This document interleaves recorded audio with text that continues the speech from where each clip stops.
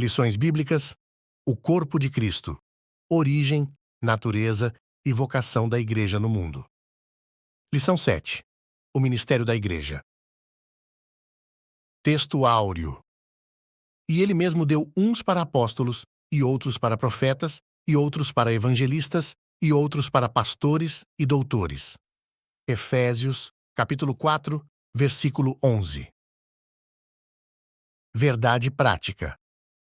Os dons ministeriais foram dados com o objetivo de edificar a Igreja e promover a maturidade de seus membros. Leitura bíblica em classe. Efésios, capítulo 4, versículos de 11 a 16. E ele mesmo deu uns para apóstolos, e outros para profetas, e outros para evangelistas, e outros para pastores e doutores, querendo o aperfeiçoamento dos santos, para a obra do ministério, para a edificação do corpo de Cristo, até que todos cheguemos à unidade da fé e ao conhecimento do Filho de Deus, a varão perfeito, à medida da estatura completa de Cristo.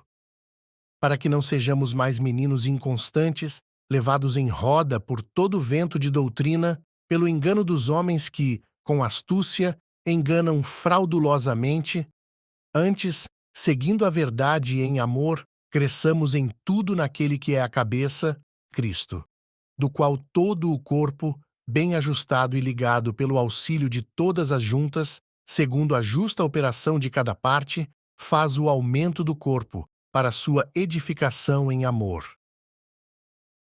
Introdução. Nesta lição, veremos o ministério em suas diferentes funções e ofícios, bem como as qualificações que, biblicamente, são exigidas para o seu exercício. Primeiramente, mostraremos que, de modo bíblico, todo cristão exerce um ministério sacerdotal que o habilita a ministrar diante de Deus. Nesse sentido, não há diferença entre o membro e a liderança. Todos são sacerdotes de Deus. Por outro lado, as Escrituras mostram claramente que Deus escolheu determinadas pessoas para funções e ofícios específicos. Esses ministros chamados por Deus têm a função de servir à Igreja de Cristo e trabalhar no aperfeiçoamento dos santos. Tópico 1. O ministério sacerdotal de todo crente. 1. O sacerdócio no Antigo Testamento. A prática do sacerdócio é bem antiga entre os hebreus. Ela saiu da esfera familiar para se tornar uma complexa prática cerimonialista. Dessa forma, a evolução do sacerdócio na Antiga Aliança é como segue. 1. No princípio, quando surgiu a necessidade de se oferecer sacrifícios, os cabeças das famílias eram seus próprios sacerdotes. 2. Assim, na era dos patriarcas, encontramos o chefe da família exercendo essa função. 3. Israel, como nação, foi posta como sacerdote para outros povos. 4. No Monte Sinai, o Senhor limitou a prática sacerdotal à família de Arão e à tribo de Levi. 2. Uma doutrina bíblica confirmada no Novo Testamento. O Novo Testamento apresenta o sacerdócio da Antiga Aliança como um tipo de Cristo que operou o derradeiro sacrifício pelos pecados do povo.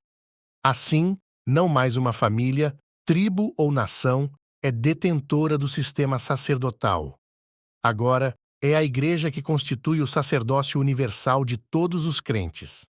Logo, se debaixo da Antiga Aliança o sacerdote era um ministro do culto, agora, sob a Nova Aliança, como sacerdotes, oferecemos o próprio corpo em sacrifício vivo, ministramos o louvor como fruto de nossos lábios, intercedemos pelos outros, proclamamos as virtudes daquele que nos chamou das trevas para a sua maravilhosa luz, e mantemos comunhão direta com Deus. 3. Uma doutrina bíblica resgatada na Reforma Protestante. No catolicismo romano, o sacerdócio é limitado à figura dos padres. Não há a função sacerdotal para os membros da Igreja. Nesse caso, o Papa é considerado o vigário de Cristo na Terra. Por isso, cabe destacar aqui que o resgate da doutrina bíblica do sacerdócio universal dos crentes, tal qual se encontra no Novo Testamento, foi uma obra da Reforma Luterana do século XVI. Para o reformador alemão, qualquer cristão verdadeiro participa dos benefícios de Cristo e da Igreja. A Reforma pregou um retorno radical às Escrituras, como bem definiu seu slogan no Sola Scriptura, somente a Escritura. Nas páginas das Escrituras Sagradas, podemos ver a grandeza dessa preciosa doutrina. Sinopse 1. A doutrina bíblica do sacerdócio universal do crente é um fato na nova aliança. A Igreja constitui o sacerdócio universal de todos os crentes. Tópico 2. A estrutura ministerial do Novo Testamento. 1. O ministério quíntuplo. O texto de Efésios, capítulo 4, versículo 11, diz que Deus pôs na Igreja apóstolos, profetas, evangelistas, pastores e mestres. Essa relação é descrita comumente como ministério quíntuplo da Igreja. A. Apóstolo. Alguém enviado em uma missão. Alguns requisitos podem ser destacados para alguém ser um apóstolo: ter estado com o Senhor Jesus, ter sido uma testemunha da ressurreição de Jesus, ter visto o Senhor, ter operado sinais e maravilhas. Assim, no Novo Testamento, o apostolado pode ser visto mais como uma função do que um ofício. B. Profeta. O profeta era alguém inspirado e autorizado para falar em nome de Deus. Nesse aspecto, ele era um porta-voz de Deus. No Novo Testamento, o profeta exortava e consolava e trazia revelação do futuro. Contudo, a Escritura distingue o ministério de profeta do dom da profecia. Assim, somente alguns eram chamados para ser profetas, enquanto todos poderiam exercer o dom da profecia. C. Evangelista. É alguém cujo ministério é centrado na salvação de almas. D. Pastores e mestres.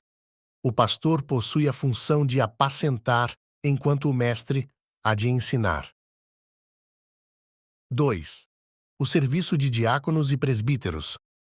O Novo Testamento mostra como o diaconato foi instituído. O sentido do verbo grego, diakoneo, é servir e ocorre 37 vezes ao longo do Novo Testamento. Esse significado aparece em Atos, capítulo 6, versículo 2. Da mesma forma, o substantivo grego, diaconia, ocorre 34 vezes no texto neotestamentário. Ele também aparece com esse sentido de servir em Atos, capítulo 6, versículo 1. À luz do contexto de Atos, capítulo 6, observamos que o diaconato era um serviço dedicado mais à esfera social da Igreja. Por outro lado, o presbíteros, traduzido como presbíteros, ocorre 66 vezes no texto grego do Novo Testamento. Em Atos, capítulo 14, versículo 23, o termo é usado para se referir aos anciãos que presidiam as igrejas. Esse mesmo sentido é usado por Lucas em Atos, capítulo 20, versículo 17, quando Paulo se encontra com os presbíteros de Éfeso. Dessa forma, o presbítero era alguém que supervisionava, presidia ou ainda exercia alguma função pastoral. Sinopse 2.